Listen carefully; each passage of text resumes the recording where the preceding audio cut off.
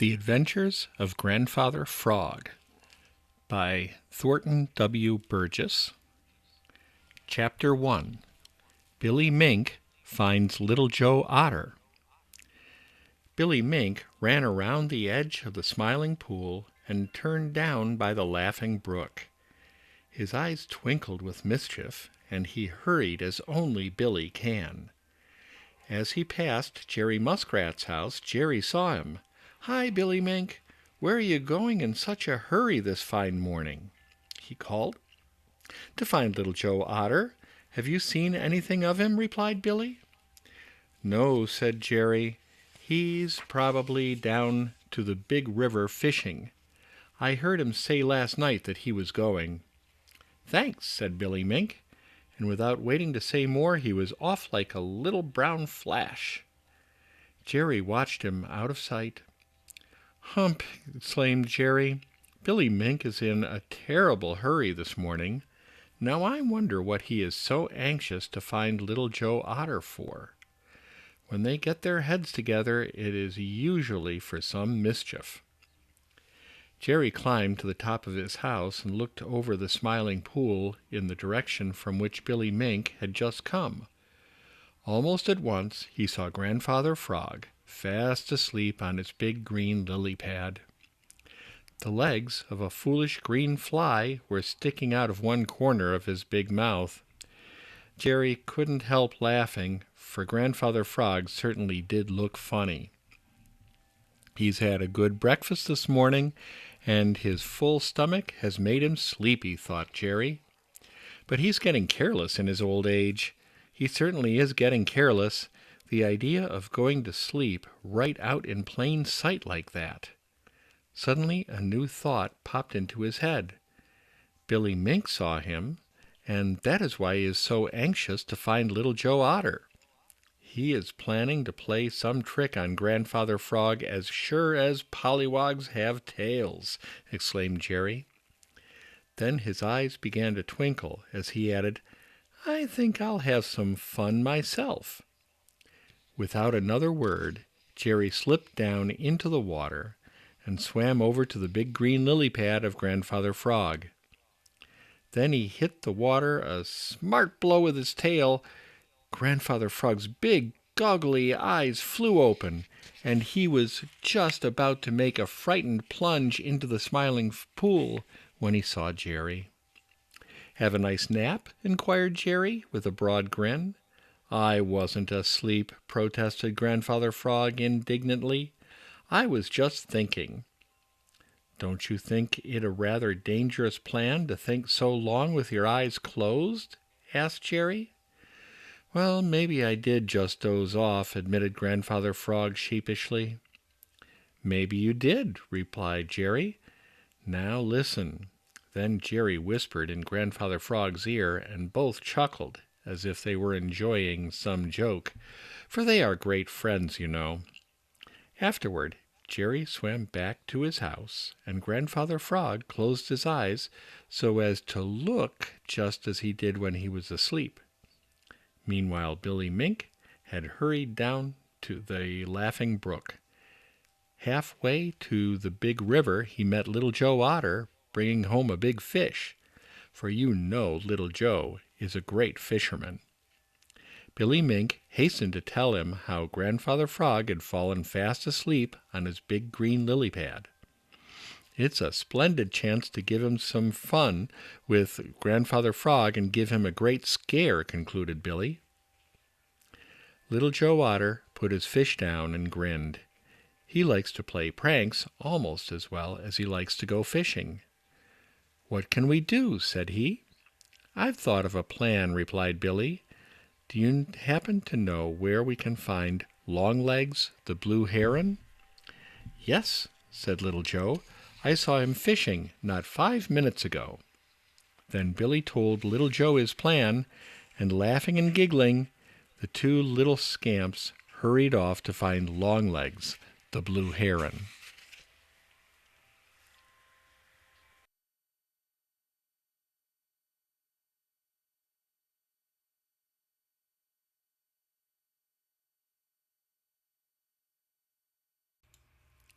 Chapter 2 Longlegs the Blue Heron Receives Callers.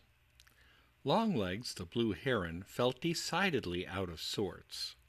It was a beautiful morning, too beautiful for anyone to be feeling that way.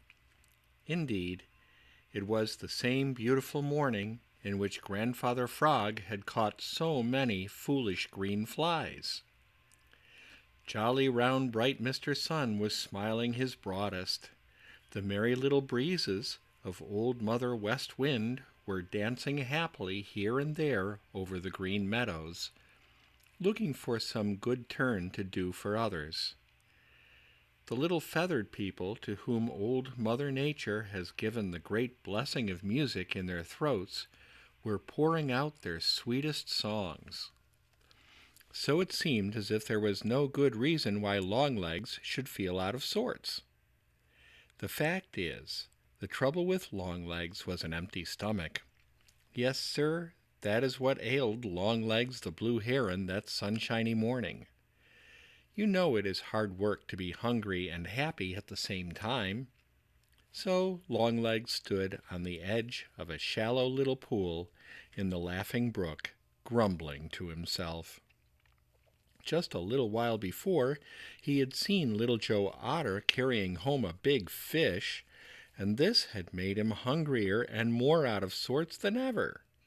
In the first place, it made him envious, and envy, you know, always stirs up bad feelings. He knew perfectly well that Little Joe had got that fish by boldly chasing it until he caught it, for Little Joe can swim even faster than a fish. But Longlegs chose to try to make himself think that it was all luck. Moreover, he wanted to blame someone for his own lack of success, as most people who fail do. So when Little Joe had called out, "Hi, Longlegs, what luck this fine morning?"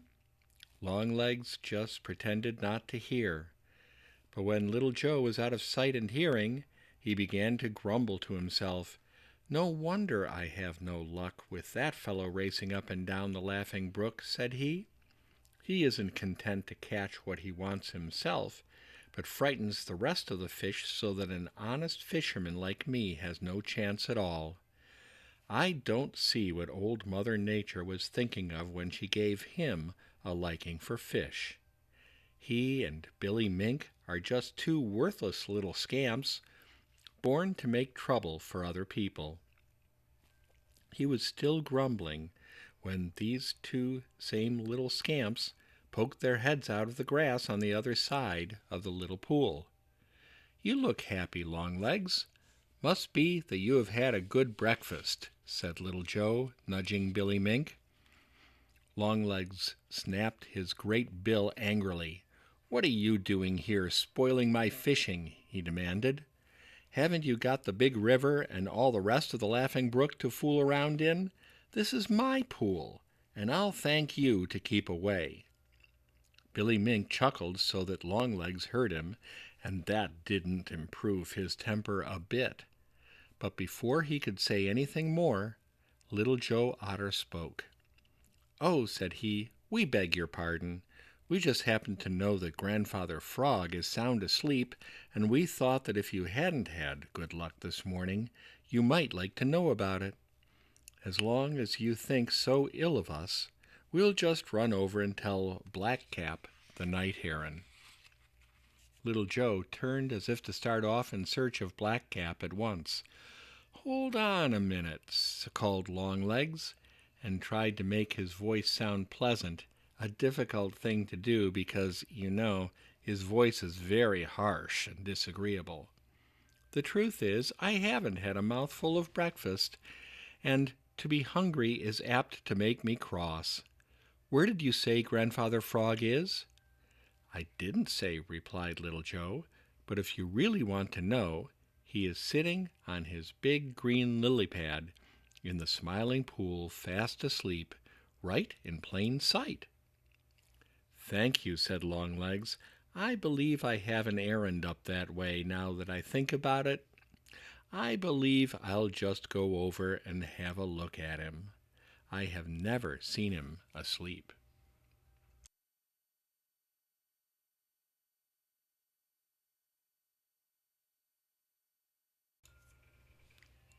Chapter 3. Longlegs Visits the Smiling Pool. Longlegs the Blue Heron watched Billy Mink and Little Joe Otter disappear down the Laughing Brook. As long as they were in sight, he sat without moving, his head drawn down between his shoulders, just as if he had nothing more important to think about than a morning nap. But if you had been near enough to have seen his keen eyes, you would never have suspected him of even thinking of a nap. Just as soon as he felt sure that the two little brown-coated scamps were out of sight, he stretched his long neck up until he was almost twice as tall as he had been a minute before. He looked this way and that way to make sure that no danger was near, spread his great wings, flapped heavily up into the air, and then, with his head once more tucked back between his shoulders and his long legs straight out behind him, he flew out over the green meadows, and making a big circle, headed straight for the Smiling Pool. All this time, Billy Mink and Little Joe Otter had not been so far away as Longlegs supposed. They had been hiding where they could watch him, and the instant he spread his wings, they started back up the Laughing Brook toward the Smiling Pool to see what would happen there. You see, they knew perfectly well that Longlegs was flying up to the Smiling Pool in the hope that he could catch Grandfather Frog for his breakfast. They didn't really mean that any harm should come to Grandfather Frog, but they meant that he should have a great fright. You see, they were like a great many other people, so heedless and thoughtless that they thought it fun to frighten others. Of course, we'll waken Grandfather Frog in time for him to get away with nothing more than a great scare, said Little Joe Otter as they hurried along. It will be such fun to see his big googly eyes pop out when he opens them and sees Longlegs just ready to gobble him up. And won't Longlegs be hopping mad when we cheat him out of the breakfast he is so sure he is going to have? They reached the Smiling Pool before Longlegs, who had taken a roundabout way, and they hid among the bulrushes where they could see and not be seen. "There's the old fellow, just as I left him fast asleep," whispered Billy Mink. Sure enough, there on his big green lily pad sat Grandfather Frog with his eyes shut. At least they seemed to be shut. And over on top of his big house sat Jerry Muskrat. Jerry seemed to be too busy opening a freshwater clam to notice anything else, but the truth is he was watching all that was going on. You see, he had suspected that Billy Mink was going to play some trick on Grandfather Frog, so he had warned him. When he had seen Longlegs coming toward the Smiling Pool, he had given Grandfather Frog another warning, and he knew that now he was only pretending to be asleep. Straight up to the Smiling Pool came Longlegs the Blue Heron, and on the very edge of it, among the bulrushes, he dropped his long legs and stood with his toes in the water, his long neck stretched up so that he could look all over the Smiling Pool. There, just as Little Joe Otter had said, sat Grandfather Frog on his big green lily pad, fast asleep. At least he seemed to be fast asleep. The eyes of Longlegs sparkled with hunger and the thought of what a splendid breakfast Grandfather Frog would make. Very slowly, putting each foot down as carefully as he knew how, Longlegs began to walk along the shore so as to get opposite the big green lily pad where Grandfather Frog was sitting. And over in the bulrushes on the other side, Little Joe Otter and Billy Mink nudged each other, and clapped their hands over their mouths to keep from laughing aloud. Chapter 4. The Patience of Longlegs the Blue Heron. Patience often wins the day when overhaste has lost the way. If there is one virtue which Longlegs the Heron possesses above another, it is patience. Yes, sir, Longlegs certainly has got patience. He believes that if a thing is worth having, it is worth waiting for, and that if he waits long enough, he is sure to get it. Perhaps that is because he has been a fisherman all his life, and his father and his grandfather were fishermen. You know, a fisherman without patience rarely catches anything. Of course, Billy Mink and Little Joe Otter laugh at this and say that it isn't so, but the truth is they sometimes go hungry when they wouldn't if they had a little of the patience of Longlegs. Now, Grandfather Frog is another who is very, very patient. He can sit still the longest time waiting for something to come to him.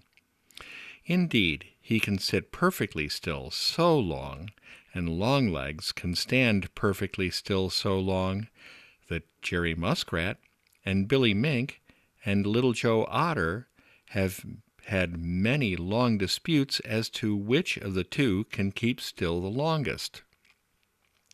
He will make a splendid breakfast, thought Longlegs, as very, very carefully he walked along the edge of the Smiling Pool so as to get right opposite Grandfather Frog.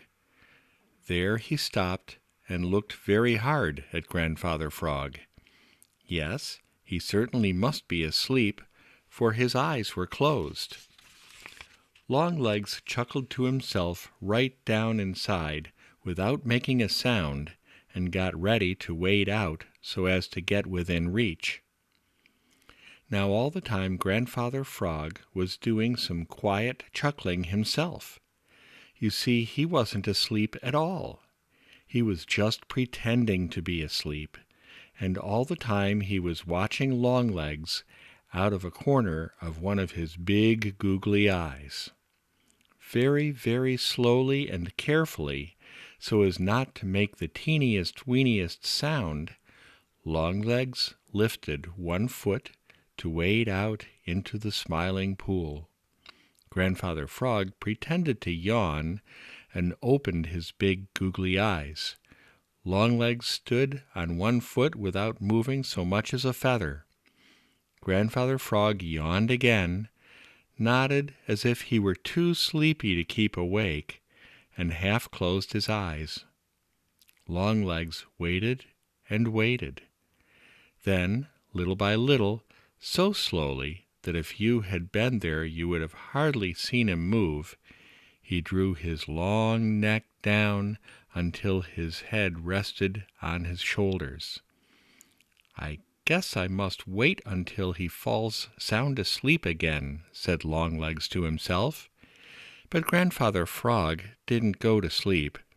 He would nod, and then, just when Longlegs would make up his mind that this time he really was asleep, open would pop Grandfather Frog's eyes.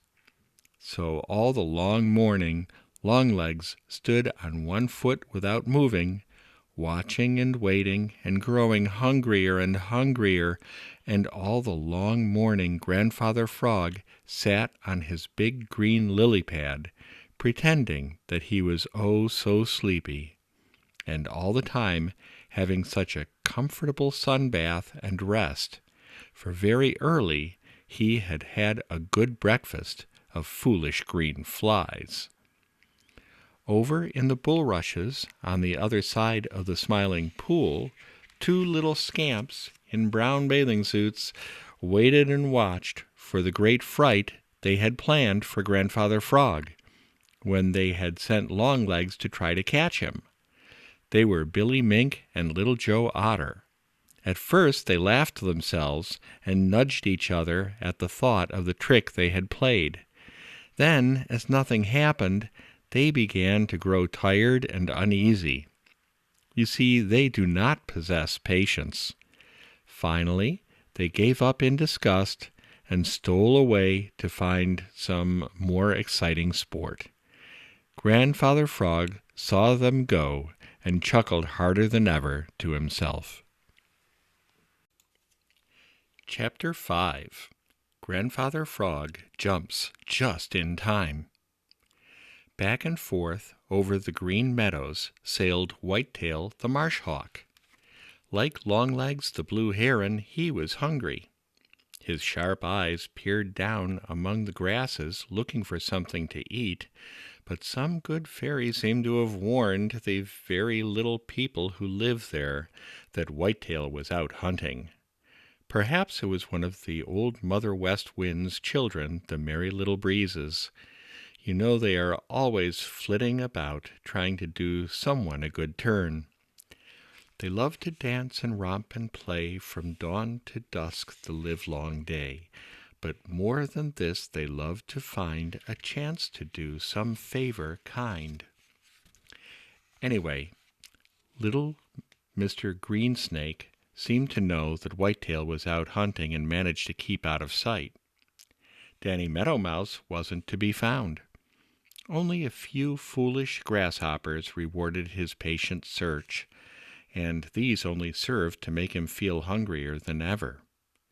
But old Whitetail has a great deal of persistence, and in spite of his bad luck, he kept at his hunting, back and forth, until he had been all over the Green Meadows. At last he made up his mind that he was wasting time there. "I'll just have a look over at the Smiling Pool, and if there is nothing there, I'll take a turn or two along the big river," thought he, and straightway started for the Smiling Pool. Long before he reached it, his keen eyes saw Longlegs the Blue Heron standing motionless on the edge of it, and he knew by the looks of Longlegs that he was watching something which he hoped to catch. "If it's a fish," thought Whitetail, "it will do me no good, for I am no fisherman. But if it's a frog, well, frogs are not as good eating as fat meadow mice, but they are very filling." With that he hurried a little faster, and then he saw what Longlegs was watching so intently. It was, as you know, Grandfather Frog sitting on his big green lily pad. Old Whitetail gave a great sigh of satisfaction. Grandfather Frog certainly would be very filling indeed. Now Longlegs the Blue Heron was so intently watching Grandfather Frog that he saw nothing else, and Grandfather Frog was so busy watching Longlegs that he quite forgot that there might be other dangers. Besides, his back was toward old Whitetail. Of course, Whitetail saw this, and it made him almost chuckle aloud. Ever so many times he had tried to catch Grandfather Frog, but always Grandfather Frog had seen him long before he could get near him. Now, with all his keen sight, old Whitetail had failed to see someone else who was sitting right in plain sight. He had failed because his mind was so full of Grandfather Frog and Longlegs that he forgot to look around, as he usually does. Just skimming the tops of the bulrushes, he sailed swiftly out over the Smiling Pool and reached down with his great cruel claws to clutch Grandfather Frog, who sat there pretending to be asleep, but all the time watching Longlegs, and deep down inside chuckling to think how he was fooling Longlegs. Slap! That was the tail of Jerry Muskrat hitting the water. Grandfather Frog knew what that meant. Danger! He didn't know what the danger was, and he didn't wait to find out. There would be time enough for that later. When Jerry Muskrat slapped the water with his tail that way, the danger was very near indeed. With a frightened chug-a-rum, Grandfather Frog dived head first into the Smiling Pool, and so close was old Whitetail that the water was splashed right in his face. He clutched frantically with his great claws, but all he got was a piece of the big green lily pad on which Grandfather Frog had been sitting, and of course this was of no use for an empty stomach. With a scream of disappointment and anger, he whirled in the air and made straight for Jerry Muskrat. But Jerry just laughed in the most provoking way and ducked under water. Chapter 6. Longlegs and Whitetail Quarrel. "You did. I didn't. You did." Such a terrible fuss when Grandfather hid. You see, Longlegs the Blue Heron had stood very patiently on one foot all the long morning waiting for Grandfather Frog to go to sleep on his big green lily pad. He had felt sure he was to have Grandfather Frog for his breakfast and lunch, for he had had no breakfast, and it was now lunchtime. He was so hungry that it seemed to him that the sides of his stomach certainly would fall in because there was nothing to hold them up. And then, without any warning at all, old Whitetail the Marsh Hawk had glided out across the Smiling Pool with his great claws stretched out to clutch Grandfather Frog, and Grandfather Frog had dived into the Smiling Pool with a great splash just in the very nick of time. Now, is there anything in the world so hard on the temper as to lose a good meal when you are very, very, very hungry? Of course, Longlegs didn't really have that good meal, but he had thought that he was surely going to have it. So when Grandfather Frog splashed into the Smiling Pool, of course Longlegs lost his temper altogether. His yellow eyes seemed to grow even more yellow.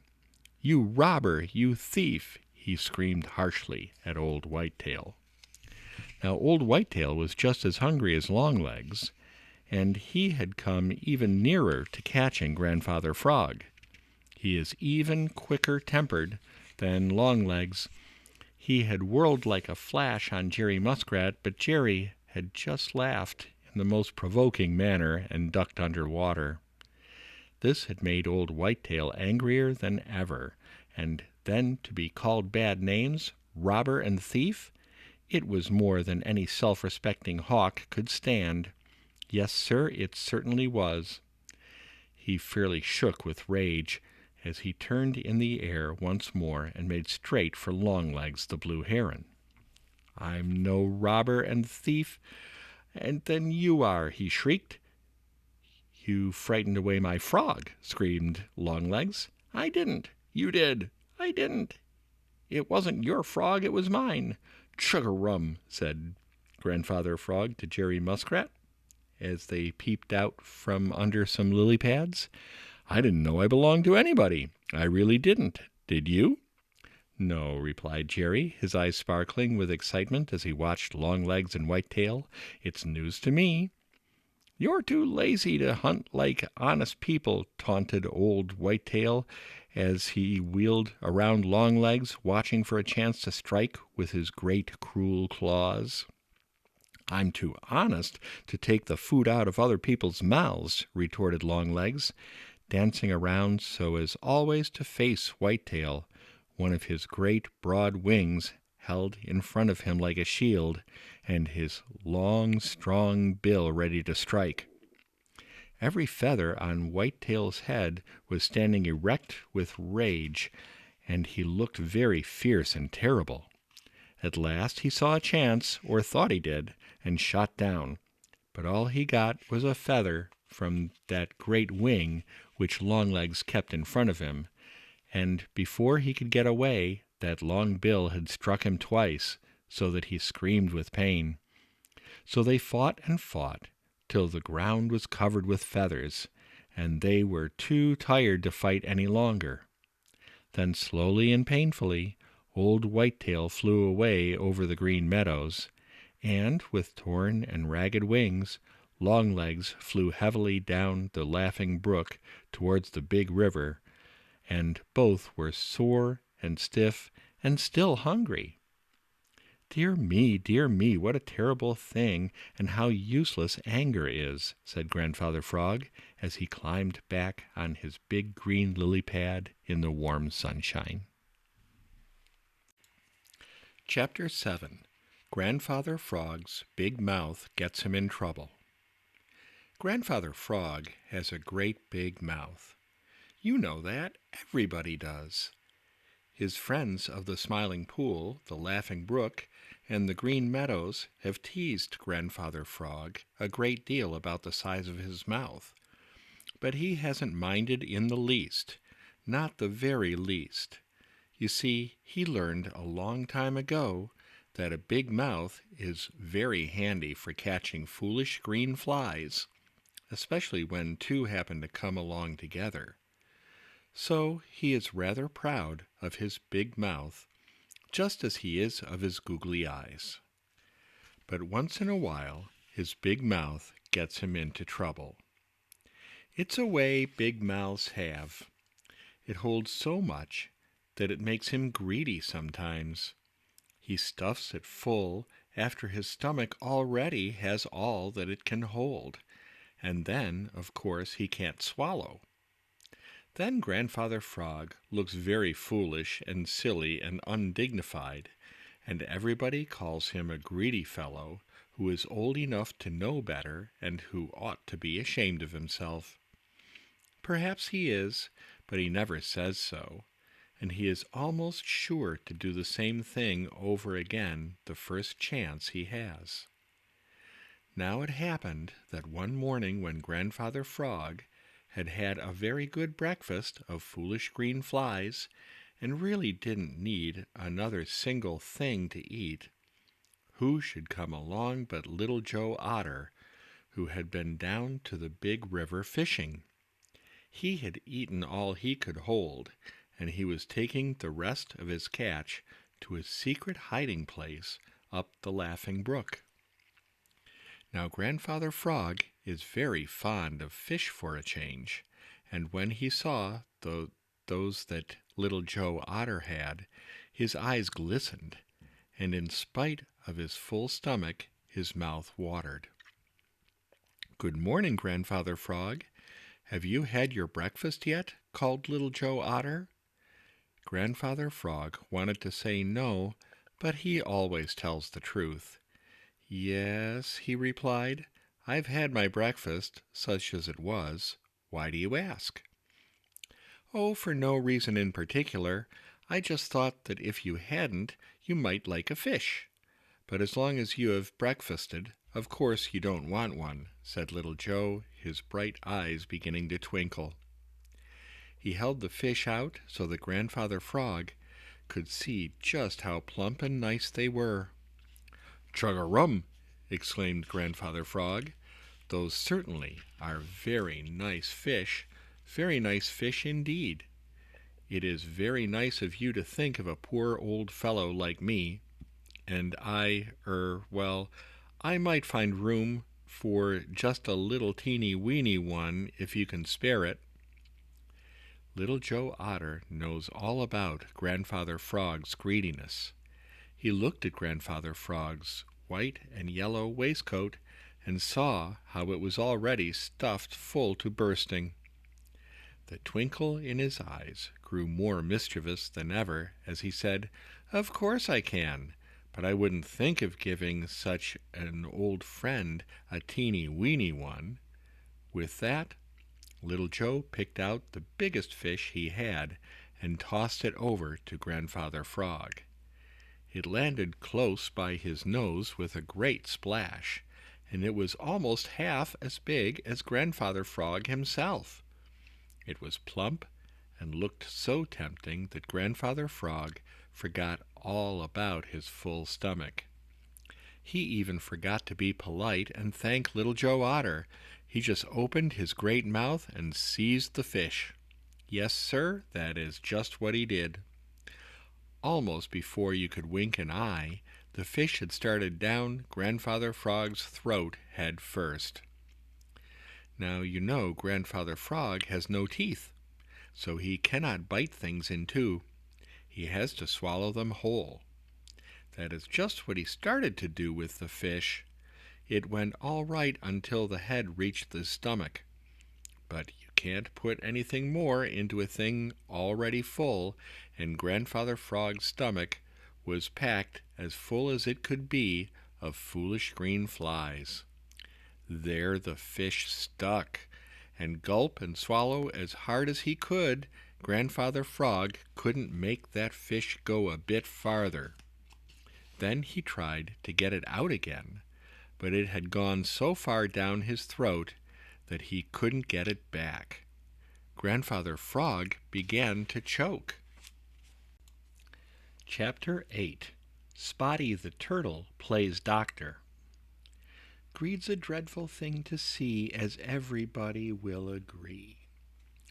At first, Little Joe Otter, sitting on the bank of the Smiling Pool, laughed himself almost sick as he watched Grandfather Frog trying to swallow a fish almost as big as himself, when his white and yellow waistcoat was already stuffed so full of foolish green flies that there wasn't room for anything more. Such greed would have been disgusting if it hadn't been so very, very funny. At least, it was funny at first, for the fish had stuck, with the tail hanging out of Grandfather Frog's big mouth. Grandfather Frog hitched this way and hitched that way on his big green lily pad, trying his best to swallow. Twice he tumbled off with a splash into the Smiling Pool. Each time he scrambled back again and rolled his great googly eyes in silent appeal to Little Joe Otter to come to his aid. But Little Joe was laughing so that he had to hold his sides, and he didn't understand that Grandfather Frog really was in trouble. Billy Mink and Jerry Muskrat came along, and as soon as they saw Grandfather Frog, they began to laugh too. They just laughed and laughed and laughed until the tears came. They rolled over and over on the bank and kicked their heels from sheer enjoyment. It was the funniest thing they had seen for a long, long time. "Did you ever see such greed?" gasped Billy Mink. "Why don't you pull it out and start over again?" shouted Little Joe Otter. Now this is just what Grandfather Frog was trying to do. At least, he was trying to pull the fish out. He hadn't the least desire in the world to try swallowing it again. In fact, he felt just then as if he never, never wanted to see another fish so long as he lived. But Grandfather Frog's hands are not made for grasping slippery things, and the tail of a fish is very slippery indeed. He tried first with one hand, then with the other, and at last with both. It was of no use at all. He just couldn't budge that fish. He couldn't cough it up, because it had gone too far down for that. The more he clawed at that waving tail with his hands, the funnier he looked, and the harder Little Joe Otter and Billy Mink and Jerry Muskrat laughed. They made such a noise that Spotty the Turtle, who had been taking a sun bath on the end of an old log, slipped into the water and started to see what it was all about. Now Spotty the Turtle is very, very slow on land, but he is a good swimmer. He hurried now because he didn't want to miss the fun. At first he didn't see Grandfather Frog. "What's the joke?" he asked. Little Joe Otter simply pointed to Grandfather Frog. Little Joe had laughed so much that he couldn't even speak. Spotty looked over to the big green lily pad and started to laugh too. Then he saw great tears rolling down from Grandfather Frog's eyes and heard little choky sounds. He stopped laughing and started for Grandfather Frog as fast as he could swim. He climbed right up on the big green lily pad and, reaching out, grabbed the end of the fish tail in his beak-like mouth. Then Spotty the Turtle settled back and pulled, and Grandfather Frog settled back and pulled. Splash! Grandfather Frog had fallen backwards into the Smiling Pool on one side of the big green lily pad. Splash! Spotty the Turtle had fallen backward into the Smiling Pool on the opposite side of the big green lily pad, and the fish, which had caused all the trouble, lay floating on the water. Thank you, gasped Grandfather Frog as he feebly crawled back on the lily pad. A minute more, and I would have choked to death. Don't mention it, replied Spotty the Turtle. I never will, promised Grandfather Frog. Chapter 9. Old Mr. Toad Visits Grandfather Frog. Grandfather Frog and Old Mr. Toad are cousins. Of course you know that without being told. Everybody does. But not everybody knows that they were born in the same place. They were. Yes, sir, they were. They were born in the Smiling Pool. Both had long tails and for a while no legs, and they played and swam together without ever going on shore. In fact, when they were babies, they couldn't live out of the water. And people who saw them didn't know the difference between them and called them by the same names, tadpoles or pollywogs.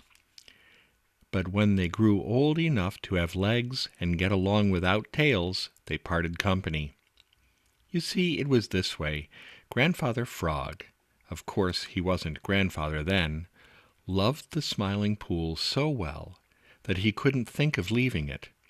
He heard all about the great world and what a wonderful place it was, but he couldn't and wouldn't believe that there could be any nicer place than the Smiling Pool, and so he made up his mind that he would live there always. But Mr. Toad could hardly wait to get rid of his tail before turning his back on the Smiling Pool and starting out to see the great world. Nothing that Grandfather Frog could say would stop him, and away Mr. Toad went, when he was so small that he could hide under a clover leaf. Grandfather Frog didn't expect ever to see him again, but he did, though it wasn't for a long time. And when he did come back, he had grown so that Grandfather Frog hardly knew him at first. And right then and there began a dispute which they have kept up ever since, whether it was best to go out into the great world or remain in the home of childhood. Each was sure that what he had done was best, and each is sure of it to this day. So whenever old Mr. Toad visits Grandfather Frog, as he does every once in a while, they are sure to argue on this same old subject. It was so on the day that Grandfather Frog had so nearly choked to death. Old Mr. Toad had heard about it from one of the Merry Little Breezes of Old Mother West Wind, and right away had started for the Smiling Pool to pay his respects to Grandfather Frog and to tell him how glad he was that Spotty the Turtle had come along just in time to pull the fish out of Grandfather Frog's throat. Now all day long Grandfather Frog had had to listen to unpleasant remarks about his greediness. It was such a splendid chance to tease him that everybody around the Smiling Pool took advantage of it. Grandfather Frog took it good-naturedly at first, but after a while it made him cross, and by the time his cousin, old Mr. Toad, arrived, he was sulky and just grunted when Mr. Toad told him how glad he was to find Grandfather Frog quite recovered. Old Mr. Toad pretended not to notice how out of sorts Grandfather Frog was, but kept right on talking. If you had been out in the great world as much as I have been, you would have known that Little Joe Otter wasn't giving you that fish for nothing, said he. Grandfather Frog swelled right out with anger. "Chug-a-rum!" he exclaimed in his deepest, gruffest voice. "Chug-a-rum! Go back to your great world and learn to mind your own affairs, Mr. Toad." Right away, old Mr. Toad began to swell with anger, too. For a whole minute he glared at Grandfather Frog, so indignant he couldn't find his tongue. When he did find it, he said some very unpleasant things, and right away they began to dispute. "What good are you to anybody but yourself, never seeing anything of the great world, and not knowing anything about what is going on or what other people are doing?" asked old Mr. Toad. "I'm minding my own affairs and not meddling with things that don't concern me, as seems to be the way out in the great world you are so fond of talking about," retorted Grandfather Frog. "Wise people know enough to be content with what they have. You've been out in the great world ever since you could hop, and what good has it done you? Tell me that. You haven't even a decent suit of clothes on your back." Grandfather Frog patted his white and yellow waistcoat as he spoke, and looked admiringly at the reflection of his handsome green coat in the Smiling Pool. Old Mr. Toad's eyes snapped, for you know his suit is very plain and rough. "People who do honest work for their living have no time to sit about in fine clothes admiring themselves," he replied sharply. "I've learned this much out in the great world, that lazy people come to no good end, and I know enough not to choke myself to death." Grandfather Frog almost choked again, he was so angry. You see, old Mr. Toad's remarks were very personal, and nobody likes personal remarks when they are unpleasant, especially if they happen to be true. Grandfather Frog was trying his best to think of something sharp to say in reply, when Mr. Redwing, sitting in the top of the big hickory tree, shouted, "Here comes Farmer Brown's boy!" Grandfather Frog forgot his answer and began to look anxious. He moved about uneasily on his big green lily pad and got ready to dive into the Smiling Pool, for he was afraid that Farmer Brown's boy had a pocket full of stones, as he usually did have when he came over to the Smiling Pool. Old Mr. Toad didn't look troubled the least bit. He didn't even look around for a hiding place. He just sat still and grinned. "You'd better watch out, or you'll never visit the Smiling Pool again," called Grandfather Frog. "Oh," replied old Mr. Toad, "I'm not afraid. Farmer Brown's boy is a friend of mine. I help him in his garden. How to make friends is one of the things the great world has taught me." "Chug-a-rum," said Grandfather Frog. "I'd have you know that—" But what it was that he was to know, old Mr. Toad never found out, for just then Grandfather Frog caught sight of Farmer Brown's boy, and without waiting even to say goodbye, he dived into the Smiling Pool. Chapter 10. Grandfather Frog Starts Out to See the Great World. Grandfather Frog looked very solemn as he sat on his big green lily pad in the Smiling Pool. He looked very much as if he had something on his mind. A foolish green fly actually brushed Grandfather Frog's nose, and he didn't even notice it. The fact is, he did have something on his mind. It had been there ever since his cousin, old Mr. Toad, had called the day before, and they had quarreled, as usual, over the question whether it was best never to leave home or to go out into the great world. Right in the midst of their quarrel, along had come Farmer Brown's boy. Now Grandfather Frog is afraid of Farmer Brown's boy, so when he appeared, Grandfather Frog stopped arguing with old Mr. Toad, and with a great splash dived into the Smiling Pool and hid under a lily pad. There he stayed and watched his cousin, old Mr. Toad, grinning in the most provoking way, for he wasn't afraid of Farmer Brown's boy. In fact, he had boasted that they were friends. Grandfather Frog had thought that this was just an idle boast, but when he saw Farmer Brown's boy tickle old Mr. Toad under his chin with a straw, while Mr. Toad sat perfectly still and seemed to enjoy it, he knew that it was true. Grandfather Frog had not come out of his hiding place until after old Mr. Toad had gone back across the Green Meadows and Farmer Brown's boy had gone home for his supper. Then Grandfather Frog had climbed back on his big green lily pad and had sat there half the night without once leading the chorus of the Smiling Pool with his great deep bass voice as he usually did. He was thinking very hard, and now this bright sunshiny morning he was still thinking. The fact is, Grandfather Frog was beginning to wonder if perhaps after all Mr. Toad was right.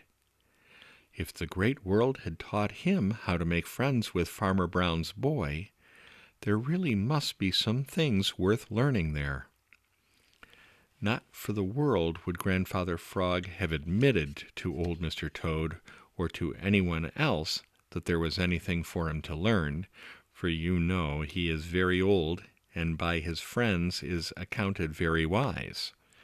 But right down in his heart he was beginning to think that perhaps there were some things which he couldn't learn in the Smiling Pool. So he sat and thought and thought. Suddenly he made up his mind. "Chug-a-rum," said he, "I'll do it." "Do what?" asked Jerry Muskrat, who happened to be swimming past.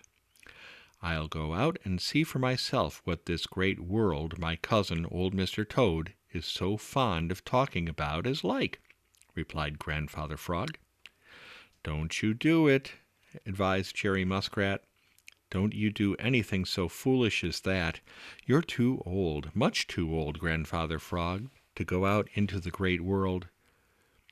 Now, few old people like to be told that they are too old to do what they please, and Grandfather Frog is no different from others. "You just mind your own affairs, Jerry Muskrat," he retorted sharply. "I guess I know what is best for me without being told. If my cousin, old Mr. Toad, can take care of himself out in the great world, I can. He isn't half so spry as I am. I'm going, and that is all there is about it."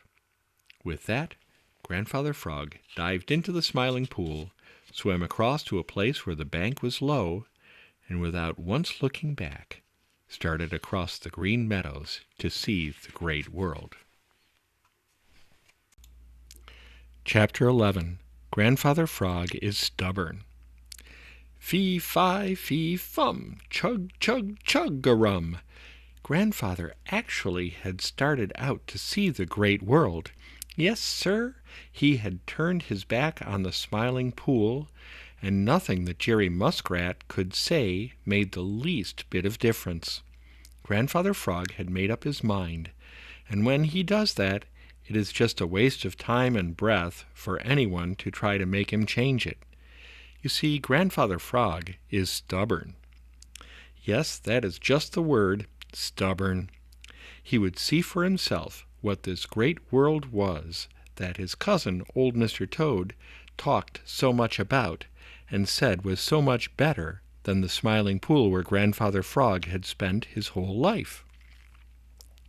If old Mr. Toad can take care of himself, I can take care of myself out in the great world, said Grandfather Frog to himself as, with great jumps, he started out on to the Green Meadows. I guess he isn't any smarter than I am.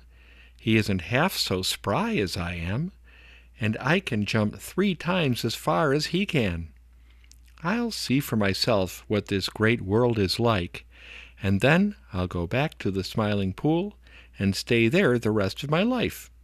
Chug-a-rum, how warm it is. It was warm. Jolly, round, bright Mr. Sun was smiling his broadest and pouring his warmest rays down on the Green Meadows. The merry little breezes of Old Mother West Wind were taking a nap. You see, they had played so hard early in the morning that they were tired. So there was nobody and nothing to cool Grandfather Frog, and he just grew warmer and warmer with every jump. He began to grow thirsty, and how he did long for a plunge in the dear, cool, Smiling Pool. But he was stubborn. He wouldn't turn back no matter how uncomfortable he felt. He would see the great world if it killed him. So he kept right on. Jump, jump, jump, jump. Grandfather Frog had been up the Laughing Brook and down the Laughing Brook, where he could swim when he grew tired of traveling on the bank, and where he could cool off whenever he became too warm. But never before had he been very far away from water, and he found this a very different matter. At first he had made great jumps, for that is what his long legs were given him for. But the long grass bothered him, and after a little the jumps grew shorter and shorter and shorter, and with every jump he puffed and puffed, and presently began to grunt. You see, he never before had made more than a few jumps at a time without resting, and his legs grew tired in a very little while. Now, if Grandfather Frog had known as much about the Green Meadows as the little people who live there all the time do, he would have taken the lone little path, where the going was easy. But he didn't. He just started right out without knowing where he was going, and of course the way was hard, very hard indeed. The grass was so tall that he couldn't see over it, and the ground was so rough that it hurt his tender feet, which were used to the soft, mossy bank of the Smiling Pool. He had gone only a little way before he wished with all his might that he had never thought of seeing the great world. But he had said that he was going to, and he would, so he kept right on. Jump, jump, rest. Jump, jump, jump, rest. Jump, and then a long rest. It was during one of these rests that he heard footsteps, and then a dreadful sound that made cold chills run all over him. Sniff, sniff, sniff! It was coming nearer. Grandfather Frog flattened himself down as close to the ground as he could get, but it was of no use at all. The sniffing came nearer and nearer, and then right over him stood Bowser the Hound. Bowser looked just as surprised as he felt. He put out one paw and turned Grandfather Frog over on his back. Grandfather Frog struggled to his feet and made 2 frightened jumps. "Bow wow!" cried Bowser, and rolled him over again.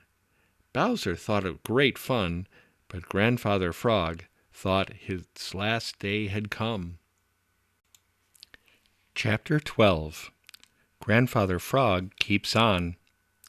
Grandfather Frog is old and wise, but even age is foolish. I'm sure you'll all agree with me his stubbornness was mulish. That his very last day had come, Grandfather Frog was sure. He didn't have the least doubt about it.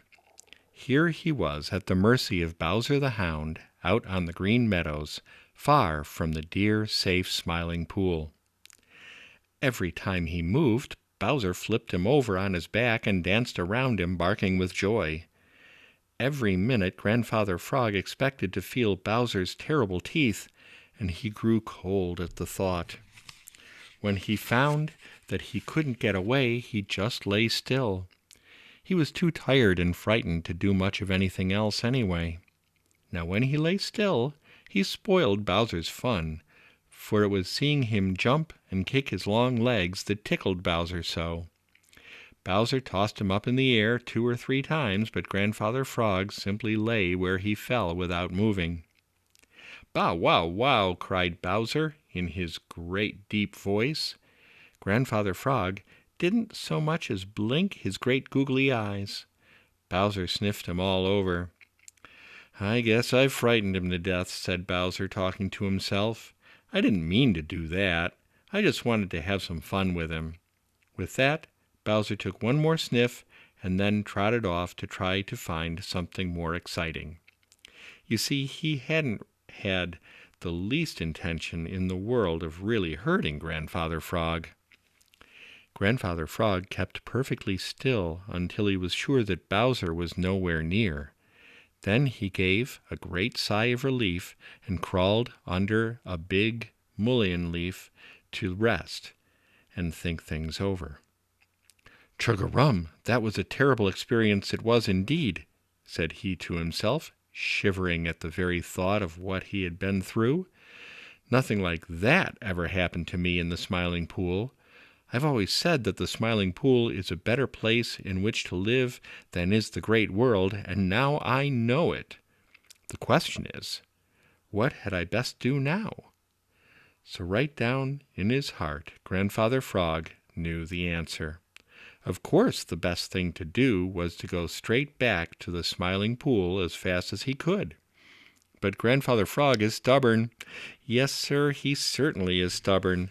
And stubbornness is often just another name for foolishness. He had told Jerry Muskrat that he was going out to see the great world. Now if he went back, Jerry would laugh at him. "I won't," said Grandfather Frog. "What won't you do?" asked a voice so close to him that Grandfather Frog made a long jump before he thought. You see, at the Smiling Pool he always jumped at the least hint of danger, and because one jump always took him into the water, he was always safe. But there was no water here, and that jump took him right out where anybody passing could see him. Then he turned around to see who had startled him so. It was Danny Meadow Mouse. "I won't go back to the Smiling Pool until I have seen the great world," replied Grandfather Frog gruffly. "You won't see much of the great world if you jump like that every time you get a scare," said Danny, shaking his head.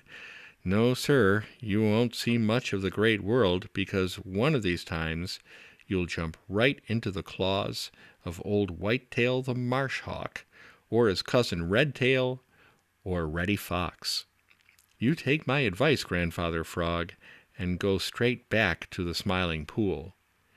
You don't know enough about the great world to take care of yourself." But Grandfather Frog was set in his ways, and nothing that Danny Meadow Mouse could say changed his mind in the least. "I started out to see the great world, and I'm going to keep right on," said he. "All right," said Danny at last. "If you will, I suppose you will. I'll go a little way with you, just to get you started right." "Thank you," replied Grandfather Frog. "Let's start right away." Chapter 13. Danny Meadow Mouse Feels Responsible. Responsible is a great big word, but it is just as big in its meaning as it is in its looks, and that is the way words should be, I think, don't you? Anyway, responsible is the way Danny Meadow Mouse felt when he found Grandfather Frog out on the Green Meadows so far from the Smiling Pool and so stubborn that he would keep on to see the great world instead of going back to his big green lily pad in the Smiling Pool, where he could take care of himself. You remember Peter Rabbit felt responsible when he brought little Miss Fuzzytail down from the old pasture to the dear old briar patch. He felt that it was his business to see to it that no harm came to her. And that is just the way Danny Meadow Mouse felt about Grandfather Frog. You see, Danny knew that if Grandfather Frog was going to jump like that every time he was frightened, he wouldn't get very far in the great world. It might be the right thing to do in the Smiling Pool, where the friendly water would hide him from his enemies, but it was just the wrong thing to do on the Green Meadows or in the Green Forest. Danny had learned, when a very tiny fellow, that there the only safe thing to do when danger was near was to sit perfectly still and hardly breathe. Now, Danny Meadow Mouse is fond of Grandfather Frog, and he couldn't bear to think that something dreadful might happen to him.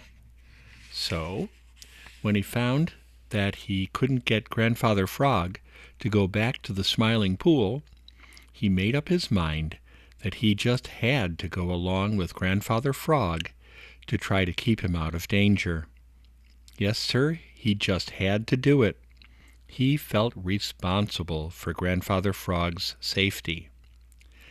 So here they were, Danny Meadow Mouse running ahead, anxious and worried and watching sharply for signs of danger, and Grandfather Frog puffing along behind, bound to see the great world which his cousin, old Mr. Toad, said was a better place to live in than the Smiling Pool. Now Danny has a great many private little paths under the grass all over the Green Meadows, and along these he can scamper ever so fast without once showing himself to those who may be looking for him. Of course, he started to take Grandfather Frog along one of these little paths, but Grandfather Frog doesn't walk or run, he jumps.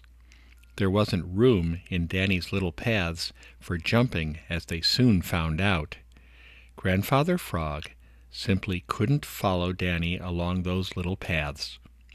Danny sat down to think and puckered his brows anxiously. He was more worried than ever. It was very clear that Grandfather Frog would have to travel out in the open, where there was room for him to jump, and where also he would be right out in plain sight of all who happened along.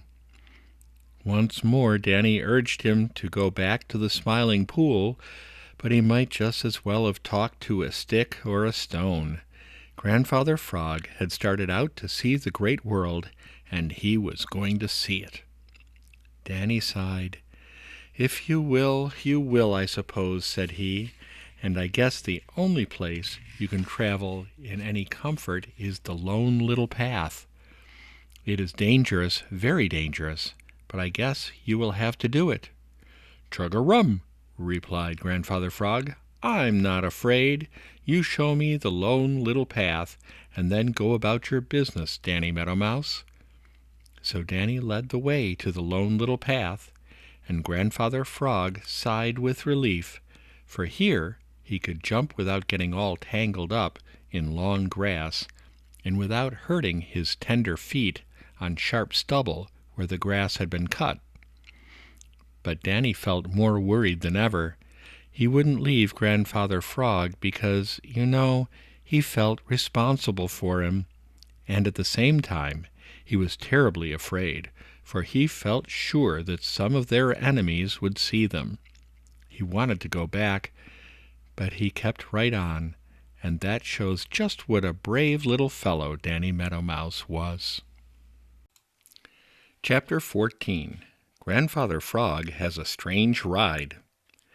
1,000 things may happen to 10,000 things befall the traveler who careless is or thinks he knows it all.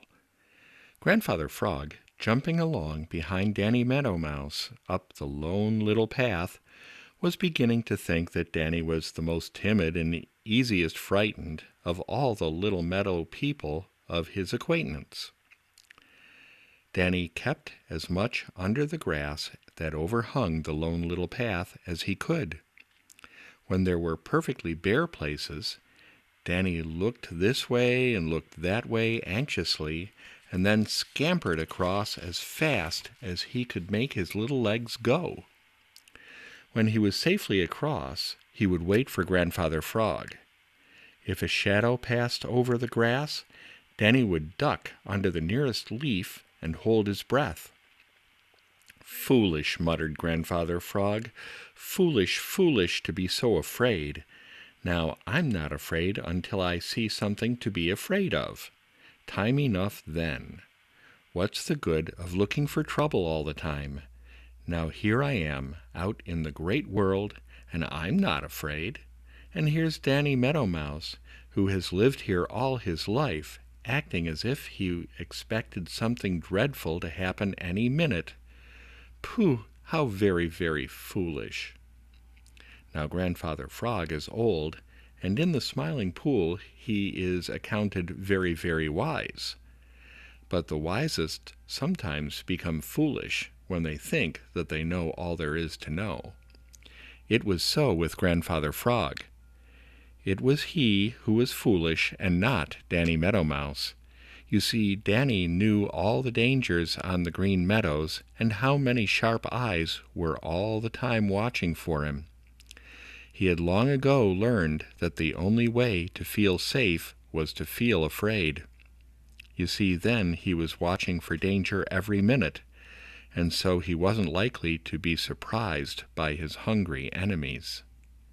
So while Grandfather Frog was looking down on Danny for being so timid, Danny was really doing the wisest thing.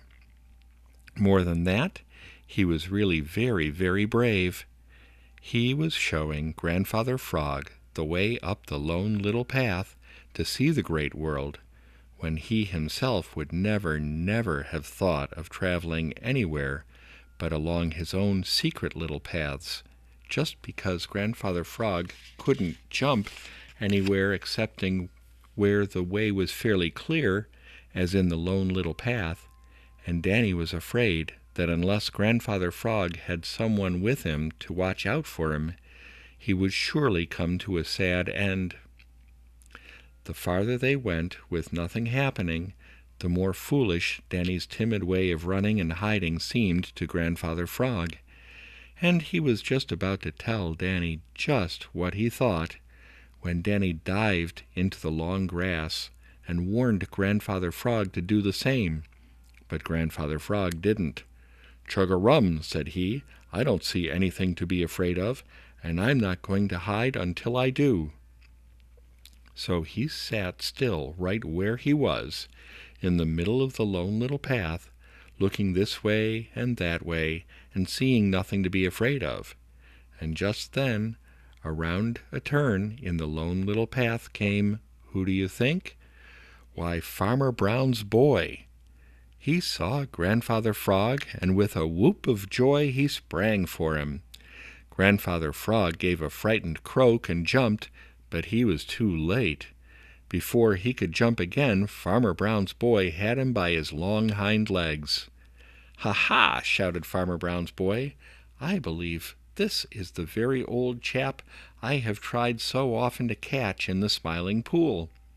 These legs of yours will be mighty fine eating, Mr. Frog, they will indeed." With that, he tied Grandfather Frog's legs together and went on his way across the Green Meadows with poor old Grandfather Frog dangling from the end of a string. It was a strange ride, and a most uncomfortable one, and with all his might Grandfather Frog wished he had never thought of going out into the great world. Chapter 15. Grandfather Frog Gives Up Hope. With his legs tied together, hanging head down from the end of a string, Grandfather Frog was being carried he knew not where by Farmer Brown's boy. It was dreadful. Halfway across the Green Meadows, the Merry Little Breezes of Old Mother West Wind came dancing along. At first they didn't see Grandfather Frog, but presently one of them, rushing up to tease Farmer Brown's boy by blowing off his hat, caught sight of Grandfather Frog. Now the Merry Little Breezes are great friends of Grandfather Frog. Many, many times they have blown foolish green flies over to him as he sat on his big green lily pad, and they are very fond of him. So when this one caught sight of him in such a dreadful position, he forgot about teasing Farmer Brown's boy. He raced away to tell the other Merry Little Breezes. For a minute they were perfectly still. They forgot all about being merry. "It's awful, just perfectly awful," cried one. "We must do something to help Grandfather Frog," cried another. "Of course we must," said a third. "But what can we do?" asked a fourth. Nobody replied. They just thought and thought and thought. Finally the first one spoke. "We might try to comfort him a little," said he. "Of course we will do that," they all shouted together. "And if we throw dust in the face of Farmer Brown's boy and steal his hat, perhaps he will put Grandfather Frog down," continued the Merry Little Breeze. "The thing," the others cried, dancing about with excitement. Then we can rush about and tell all Grandfather Frog's friends what has happened to him and where he is. Perhaps some of them can help us," the little breeze continued. They had no more time talking, but raced after Farmer Brown's boy as fast as they could go. One of them, who was faster than the others, ran ahead and whispered in Grandfather Frog's ear that they were coming to help him. But poor old Grandfather Frog couldn't be comforted. He couldn't see what there was that the Merry Little Breezes could do. His legs smarted where the string cut into the skin, and his head ached, for you know he was hanging head down. No, sir, Grandfather Frog couldn't be comforted. He was in a terrible fix, and he couldn't see any way out of it. He hadn't the least bit of hope left. And all the time Farmer Brown's boy was trudging along, whistling merrily. You see, it didn't occur to him to think how Grandfather Frog must be suffering and how terribly frightened he must be. He wasn't cruel. No, indeed, Farmer Brown's boy wasn't cruel. That is, he didn't mean to be cruel. He was just thoughtless, like a great many other boys and girls too. So he went whistling on his way until he reached the long lane leading from the Green Meadows up to Farmer Brown's dooryard. No sooner was he in the long lane than something happened. A great cloud of dust and leaves and tiny sticks was dashed in his face and nearly choked him. Dirt got in his eyes. His hat was snatched from his head and went sailing over into the garden. He dropped Grandfather Frog and felt for his handkerchief to wipe the dirt from his eyes. "Phew!" exclaimed Farmer Brown's boy as he started after his hat. "It's funny where that wind came from so suddenly." But you know, and I know, that it was the Merry Little Breezes working together who made up that sudden wind. And Grandfather Frog ought to have known it too, but he didn't. You see, the dust had got in his nose and eyes just as it had in those of Farmer Brown's boy, and he was so frightened and confused that he couldn't think. So he lay just where Farmer Brown's boy dropped him, and he didn't have any more hope than before. Chapter 16. The Merry Little Breezes Work Hard. The Merry Little Breezes almost shouted aloud with delight when they saw Farmer Brown's boy drop Grandfather Frog to feel for his handkerchief and wipe out the dust which they had thrown in his eyes. Then he had to climb the fence and chase his hat through the garden. They would let him almost get his hands on it, and then, just as he thought that he surely had it, they would snatch it away. It was great fun for the Merry Little Breezes, but they were not doing it for fun. No, indeed, they were not doing it for fun. They were doing it to lead Farmer Brown's boy away from Grandfather Frog. Just as soon as they dared, they dropped the hat and then separated and rushed away in all directions across the Green Meadows, over to the Green Forest and down to the Smiling Pool. What were they going for? Why, to hunt for some of Grandfather Frog's friends and ask their help. You see, the Merry Little Breezes could make Farmer Brown's boy drop Grandfather Frog, but they couldn't untie a knot or cut a string, and this is just what had got to be done to set Grandfather Frog free, for his hind legs were tied together. So now they were looking for someone with sharp teeth who thought enough of Grandfather Frog to come and help him. One thought of Striped Chipmunk and started for the old stone wall to look for him. Another went in search of Danny Meadow Mouse. A third headed for the dear old briar patch after Peter Rabbit. A fourth remembered Jimmy Skunk and how he had once set Blacky the Crow free from a snare. A fifth remembered what sharp teeth Happy Jack Farmer Brown. He could come back later to look for Grandfather Frog, for with his legs tied, Grandfather Frog couldn't get far.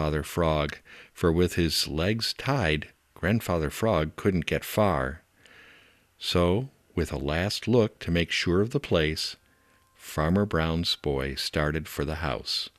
If the Merry Little Breezes had known this, they would have felt ever so much better, but they didn't, so they hurried as fast as ever they could to find Grandfather Frog's friends, and worked until they were almost too tired to move, for it seemed as if every single one of Grandfather Frog's friends had taken that particular day to go away from home. So while Farmer Brown's boy ate his dinner, and Grandfather Frog lay hiding under the old board in the long lane, the Merry Little Breezes did their best to find help. Chapter 17. Striped Chipmunk Cuts the String. Hippy-hop, flippy-flop, all on a summer day, my mother turned me from the house and sent me out to play. Striped Chipmunk knew perfectly well that that was just nonsense, but Striped Chipmunk learned a long time ago that when you are just bubbling right over with good feeling, there is fun in saying and doing foolish things, and that is just how he was feeling. So he ran along the old rail fence on one side of the long lane, saying foolish things and cutting up foolish capers just because he felt so good, and all the time seeing all that those bright little eyes of his could take in. Now Striped Chipmunk and the Merry Little Breezes of Old Mother West Wind are great friends, very great friends indeed. Almost every morning they have a grand frolic together, but this morning the Merry Little Breezes hadn't come over to the old stone wall where Striped Chipmunk makes his home. Anyway, they hadn't come at the usual time. Striped Chipmunk had waited a little while, and then, because he was feeling so good, he had decided to take a run down the long lane to see if anything new had happened there. That is how it happened that when one of the Merry Little Breezes did go to look for him, and was terribly anxious to ask him to come to the help of Grandfather Frog, he was nowhere to be found. But Striped Chipmunk didn't know anything about that. He scampered along the top rails of the old fence, jumped up on top of a post, and sat up to wash his face and hands, for Striped Chipmunk is very neat and cannot bear to be the least bit dirty. He looked up and winked at Ol' Mistah Buzzard, sailing round and round way, way up in the blue, blue sky. He chased his own tail round and round until he nearly fell off of the post. He made a wry face in the direction of Redtail the Hawk, whom he could see sitting in the top of a tall tree way over on the Green Meadows. He scolded Bowser the Hound, who happened to come trotting up the long lane, and didn't stop scolding until Bowser was out of sight. Then he kicked up his heels and whisked along the old fence again. Halfway across a shaky old rail, he suddenly stopped. His bright eyes had seen something that filled him with curiosity, quite as much curiosity as Peter Rabbit would have had. It was a piece of string. Yes, sir, it was a piece of string. Now, Striped Chipmunk often had found pieces of string, so there was nothing particularly interesting in the string itself. What did interest him and make him very curious was the fact that this piece of string kept moving. Every few seconds it gave a little jerk. Who ever heard of a piece of string moving all by itself? Certainly Striped Chipmunk never had. He couldn't understand it. For a few minutes he watched it from the top rail of the old fence. Then he scurried down to the ground, and a few steps at a time, stopping to watch sharply between each little run, he drew nearer and nearer to that queer acting string. It gave him a funny feeling inside to see a string acting like that, so he was very careful not to get too near. He looked at it from one side, then ran around and looked at it from the other side. At last he got where he could see that one end of the string was under an old board, and then he began to understand. Of course, there was somebody hiding under that old board and jerking the string. Striped Chipmunk sat down and scratched his head thoughtfully. Whoever was pulling that string couldn't be very big, or they would never have been able to crawl under that old board. Therefore he needn't be afraid. A gleam of mischief twinkled in Striped Chipmunk's eyes. He seized the other end of the string and began to pull. Such a jerking and yanking as began right away, but he held on and pulled harder. Then out from the old board appeared the queer webbed feet of Grandfather Frog tied together. Striped Chipmunk was so surprised that he let go of the string and nearly fell over backward. "Why, Grandfather Frog, what under the sun are you doing here?" he shouted. When Striped Chipmunk let go of the string, Grandfather Frog promptly drew his feet back under the old board, but when he heard Striped Chipmunk's voice, he slowly and painfully crawled out. He told how he had been caught and tied by Farmer Brown's boy and finally dropped near the old board. He told how terribly frightened he was and how sore his legs were. Striped Chipmunk didn't wait for him to finish. In a flash he was at work with his sharp teeth and had cut the cruel string before Father Frog had finished his story. Chapter 18. Grandfather Frog Hurries Away. When Striped Chipmunk cut the string that bound the long legs of Grandfather Frog together, Grandfather Frog was so relieved that he hardly knew what to do. Of course he thanked Striped Chipmunk over and over again. Striped Chipmunk said that it was nothing, just nothing at all, and that he was very glad indeed to help Grandfather Frog. "We folks who live out in the great world have to help one another," said Striped Chipmunk, "because we never know when we may need help ourselves. Now you take my advice, Grandfather Frog, and go back to the Smiling Pool as fast as you can. The great world is no place for an old fellow like you, because you don't know how to take care of yourself." Now, when he said that, Striped Chipmunk made a great mistake. Old people never like to be told that they are old or that they do not know all there is to know. Grandfather Frog straightened up and tried to look very dignified. "Chug-a-rum," said he. "I'd have you to know, Striped Chipmunk, that people were coming to me for advice before you were born. It was just an accident that Farmer Brown's boy caught me, and I'd like to see him do it again. Yes, sir, I'd like to see him do it again." Dear me, Grandfather Frog was boasting. If he had been safe at home in the Smiling Pool, there might have been some excuse for boasting. But way over here in the long lane, not even knowing the way back to the Smiling Pool, it was foolish, very foolish indeed. No one knew that better than Striped Chipmunk, but he has a great deal of respect for Grandfather Frog, and he knew, too, that Grandfather Frog was feeling very much out of sorts and very much mortified to think that he had been caught in such a scrape. So he put a hand over his mouth to hide a smile as he said, "Of course he isn't going to catch you again.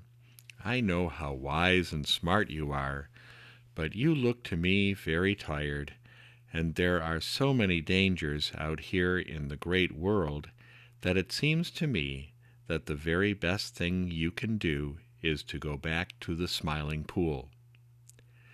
But Grandfather Frog is stubborn, you know.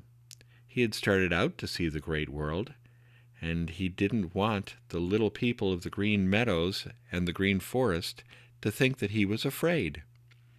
The truth is, Grandfather Frog was more afraid of being laughed at than he was of the dangers around him, which shows just how foolish wise people can be sometimes. So he shook his head. "Chug-a-rum," said he. "I am going to see the great world first, and then I am going back to the Smiling Pool. Do you happen to know where there is any water? I am very thirsty." Now over on the other side of the long lane was a spring, where Farmer Brown's boy filled his jug with clear, cold water to take with him to the cornfield when he had to work there. Striped Chipmunk knew all about that spring, for he had been there for a drink many times. So he told Grandfather Frog just where the spring was and how to get to it. He even offered to show the way, but Grandfather Frog said that he would rather go alone. "Watch out, Grandfather Frog, and don't fall in, because you might not be able to get out again," warned Striped Chipmunk. Grandfather Frog looked up sharply to see if Striped Chipmunk was making fun of him. The very idea of anyone thinking that he, who had lived in the water all his life, couldn't get out when he pleased. But Striped Chipmunk looked really in earnest, so Grandfather Frog swallowed the quick retort on the tip of his tongue, thanked Striped Chipmunk, and hurried away to look for the spring, for he was very, very thirsty. Besides, he was very, very hot, and he hurried still faster as he thought of the cool bath he would have when he found that spring. Chapter 19. Grandfather Frog Jumps into More Trouble. Some people are heedless and run into trouble. Some people are stupid and walk into trouble. Grandfather Frog was both heedless and stupid and jumped into trouble. When Striped Chipmunk told him where the spring was, it seemed to him that he couldn't wait to reach it. You see, Grandfather Frog had spent all his life in the Smiling Pool, where he could get a drink whenever he wanted it by just reaching over the edge of his big green lily pad. Whenever he was too warm, all he had to do was to say "chug-a-rum" and dive head first into the cool water. So he wasn't used to going a long time without water. Jump, jump, jump! Grandfather Frog was going as fast as ever he could in the direction Striped Chipmunk had pointed out. Every 3 or 4 jumps he would stop for just a wee bit of rest. Then off he would go again, jump, jump, jump. And each jump was a long one. Peter Rabbit certainly would have been envious if he could have seen those long jumps of Grandfather Frog. At last the ground began to grow damp. The farther he went, the damper it grew. Presently it became fairly wet, and there was a great deal of soft, cool, wet moss. How good it did feel to Grandfather Frog's poor tired feet. "Must be I'm almost there," said Grandfather Frog to himself as he scrambled up on a big mossy hummock so as to look around. Right away he saw a little path from the direction of the long lane. It led straight past the very hummock on which Grandfather Frog was sitting, and he noticed that where the ground was very soft and wet, old boards had been laid down. That puzzled Grandfather Frog a great deal. "It's a sure enough path," said he, "but what under the blue sky does anyone want to spoil it for by putting those boards here?" You see, Grandfather Frog likes the soft, wet mud, and he couldn't understand how anyone, even Farmer Brown's boy, could prefer a hard, dry path.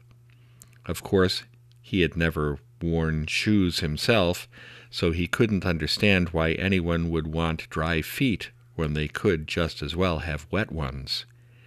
He was still puzzling over it when he heard a sound that made him nearly lose his balance and tumble off the hummock. It was a whistle, the whistle of Farmer Brown's boy. Grandfather Frog knew it right away because he often had heard it over by the Smiling Pool. The whistle came from over in the long lane.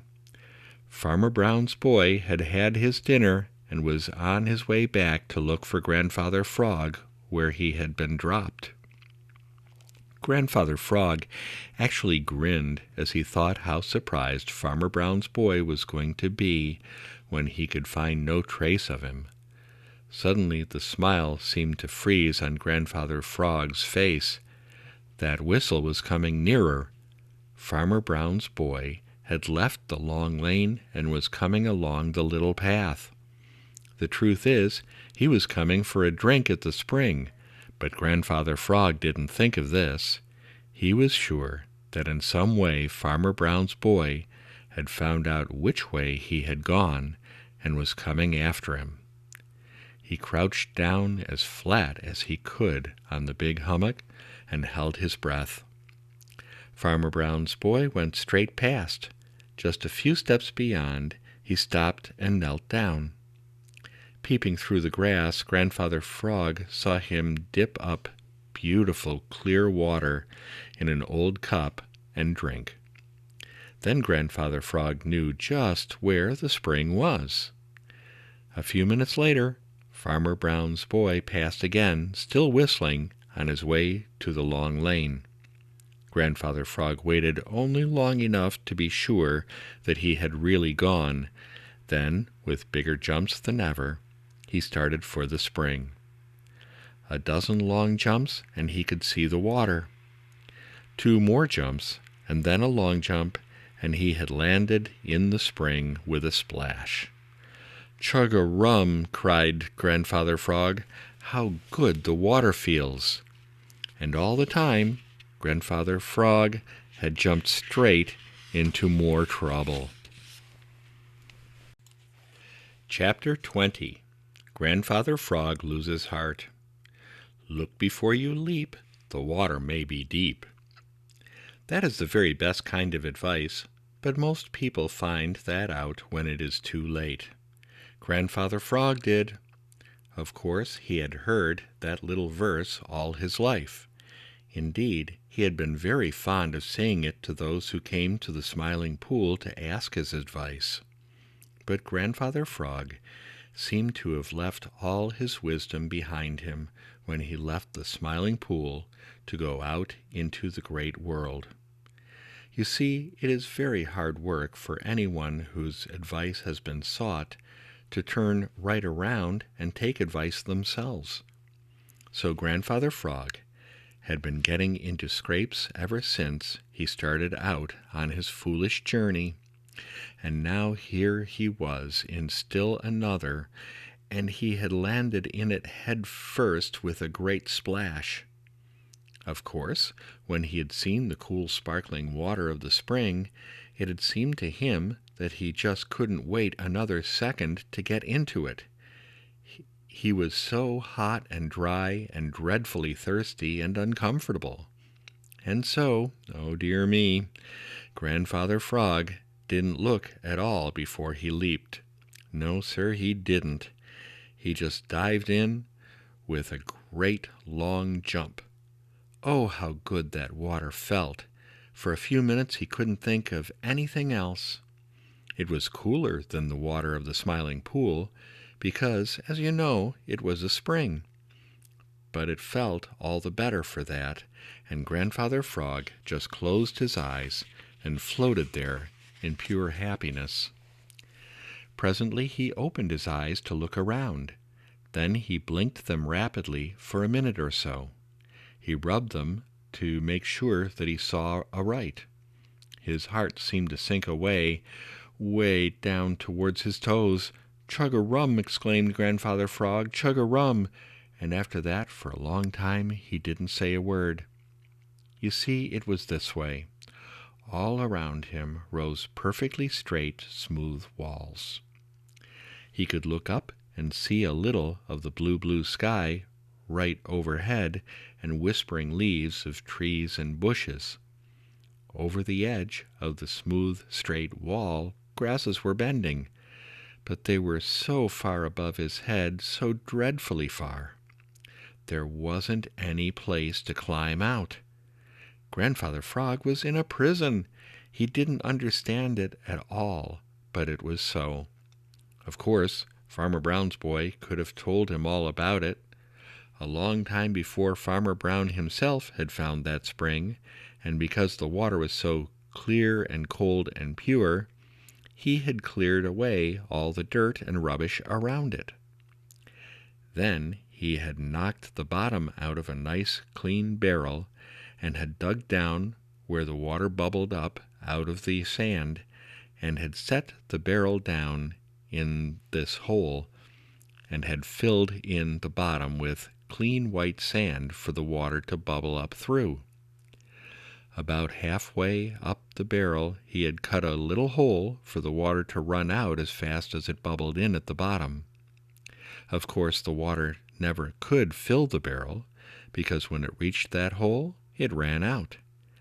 This left a straight, smooth wall up above, a wall altogether too high for Grandfather Frog to jump over from the inside. Poor old Grandfather Frog! He wished more than ever that he never had thought of leaving the Smiling Pool to see the great world. Round and round he swam, but he couldn't see any way out of it. The little hole where the water ran out was too small for him to squeeze through, as he found out by trying and trying. So far as he could see, he had just got to stay there all the rest of his life. Worse still, he knew that Farmer Brown's boy sometimes came to the spring for a drink, for he had seen him do it. That meant that the very next time he came, he would find Grandfather Frog, because there was no place to hide. When Grandfather Frog thought of that, he just lost heart. Yes, sir, he just lost heart. He gave up all hope of ever seeing the Smiling Pool again, and 2 big tears ran out of his big googly eyes. Chapter 21. The Merry Little Breezes Try to Comfort Grandfather Frog. When the Merry Little Breezes of Old Mother West Wind had left Grandfather Frog in the long lane where Farmer Brown's boy had dropped him, and had hurried as fast as ever they could to try to find some of his friends to help him, not one of them had been successful. No one was at home, and no one was in any of the places where they usually were to be found. The Merry Little Breezes looked and looked. Then, one by one, they sadly turned back to the long lane.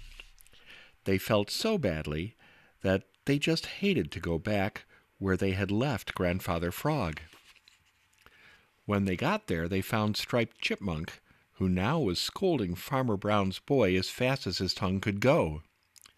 "Where is he?" cried the Merry Little Breezes excitedly.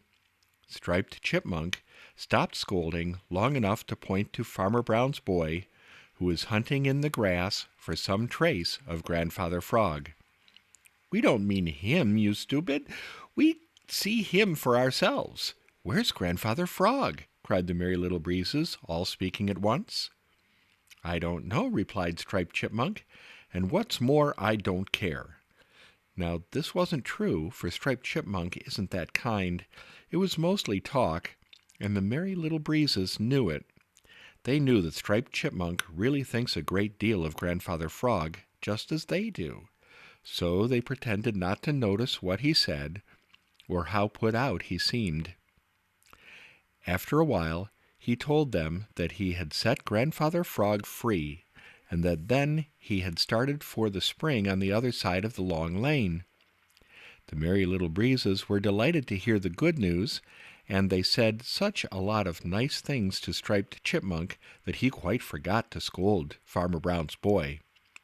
Then they started for the spring, dancing merrily, for they felt sure that their Grandfather Frog was all right, and they expected to find him quite at home. "Hello, Grandfather Frog," they shouted as they peeped into the spring. "How do you like your new home?" Grandfather Frog made no reply. He just rolled his great googly eyes up at them, and they were full of tears. Why, Grandfather Frog, what is the matter now?" they cried. "Chug-a-rum," said Grandfather Frog, and his voice sounded all choky. "I can't get out." Then they noticed for the first time how straight and smooth the walls of the spring were, and how far down Grandfather Frog was, and they knew that he spoke the truth. They tried bending down the grasses that grew around the edge of the spring, but none were long enough to reach the water. If they had stopped to think, they would have known that Grandfather Frog couldn't have climbed up by them anyway. Then they tried to lift a big stick into the spring, but it was too heavy for them and they couldn't move it. However, they did manage to blow an old shingle in, and this gave Grandfather Frog something to sit on, so that he began to feel a little better. Then they said all the comforting things they could think of. They told him that no harm could come to him there unless Farmer Brown's boy should happen to see him. "That's just what I am afraid of," croaked Grandfather Frog. "He is sure to see me if he comes for a drink, for there is no place for me to hide." "Perhaps he won't come," said one of the Little Breezes hopefully. "If he does come, you can hide under the piece of shingle, and then he won't know you are here at all," said another. Grandfather Frog brightened up. "That's so," said he. "That's a good idea, and I'll try it." Then one of the Merry Little Breezes promised to keep watch for Farmer Brown's boy, and all the others started off on another hunt for someone to help Grandfather Frog out of his new trouble. Chapter 22. Grandfather Frog's Troubles Grow. Head in first, no way out. It's best to know what you're about. Grandfather Frog had had plenty of time to realize how very true this is.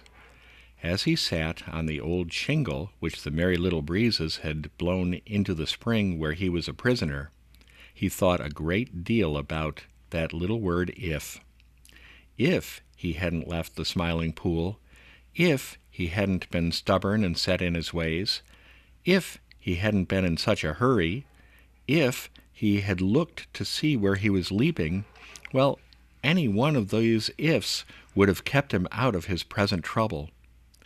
It really wasn't so bad in the spring. That is, it wouldn't have been so bad but for the fear that Farmer Brown's boy might come for a drink and find him there. That was Grandfather Frog's one great fear, and it gave him bad dreams whenever he tried to take a nap.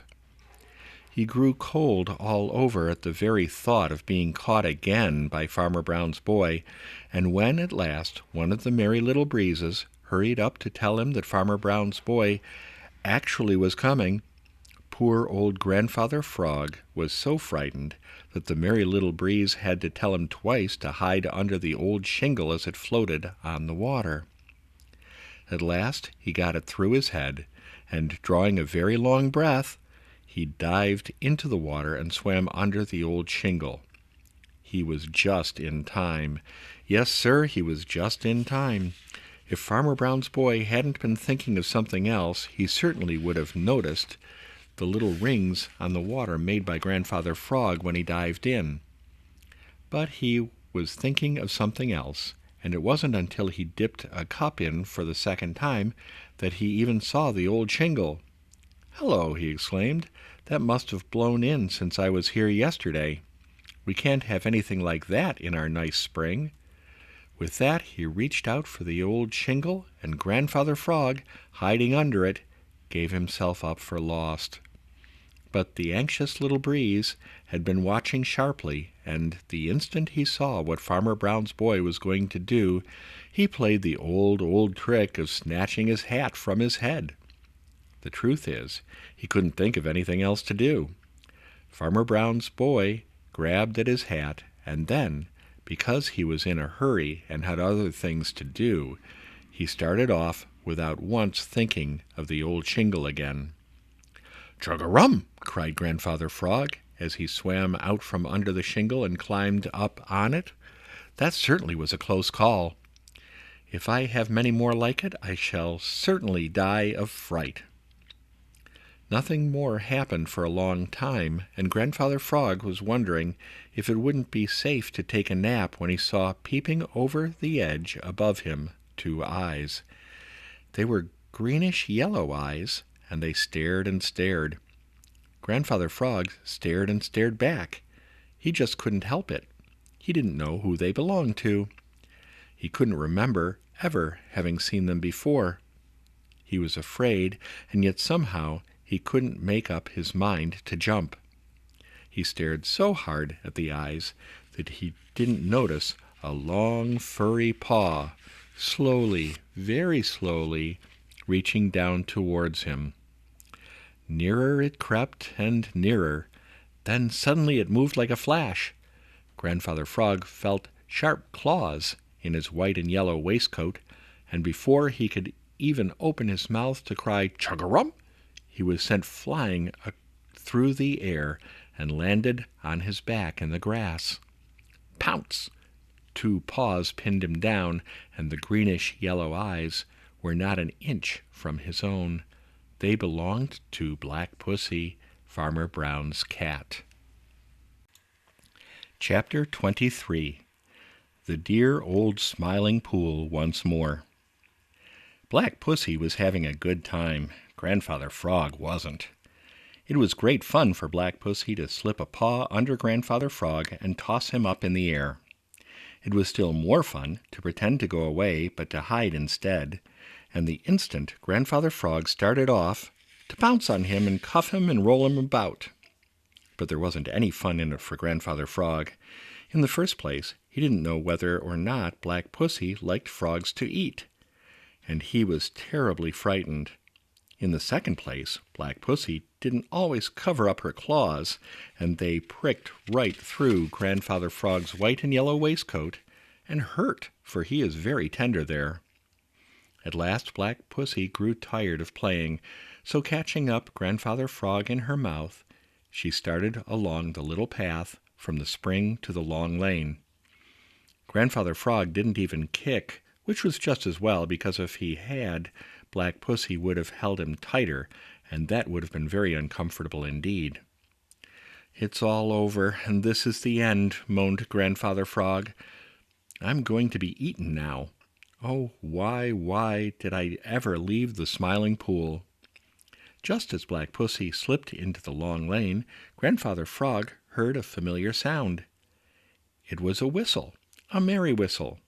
It was the whistle of Farmer Brown's boy. It was coming nearer and nearer. A little bit of hope began to stir in the heart of Grandfather Frog. He didn't know just why, but it did. Always he had been in the greatest fear of Farmer Brown's boy, but now, well, if Farmer Brown's boy should take him, he might get away from him as he did before. But he was very sure that he never could get away from Black Pussy. The whistle drew nearer. Black Pussy stopped.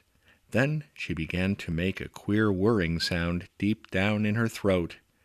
"Hello, Black Pussy. Have you been hunting?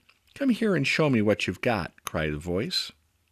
Black Pussy arched up her back and began to rub against the legs of Farmer Brown's boy. At the time, the whirring sound in her throat grew louder and louder. Farmer Brown's boy stooped down to see what she had in her mouth. "Why," he exclaimed, "I do believe this is the very same old frog that got away from me. You don't want him, Puss. I'll just put him in my pocket and take him up to the house by and by." With that, he took Grandfather Frog from Black Pussy and dropped him in his pocket. He patted Black Pussy, called her a smart cat, and then started on his way whistling merrily. It was dark and rather close in that pocket, but Grandfather Frog didn't mind this. It was a lot better than feeling sharp teeth and claws all the time. He wondered how soon they would reach the house and what would happen to him then. After what seemed like a long time, he felt himself swung through the air and then landed on the ground with a thump that made him grunt. Farmer Brown's boy had taken off his coat and thrown it down. The whistling stopped. Everything was quiet. Grandfather Frog waited and listened, but not a sound could he hear. Then he saw a little ray of light creeping into his prison. He squirmed and pushed, and all of a sudden he was out of the pocket. The bright light made him blink. As soon as he could see, he looked to see where he was. Then he rubbed his eyes with both hands and looked again. He wasn't at Farmer Brown's house at all. Where do you think he was? Why, right on the bank of the Smiling Pool, and a little way off was Farmer Brown's boy fishing. "Chug-a-rum!" cried Grandfather Frog, and it was the loudest, gladdest chug-a-rum that the Smiling Pool ever had heard. "Chug-a-rum!" he cried again, and with a great leap he dived with a splash into the dear old Smiling Pool, which smiled more than ever. And never again has Grandfather Frog tried to see the Great World. He is quite content to leave it to those who like to dwell there.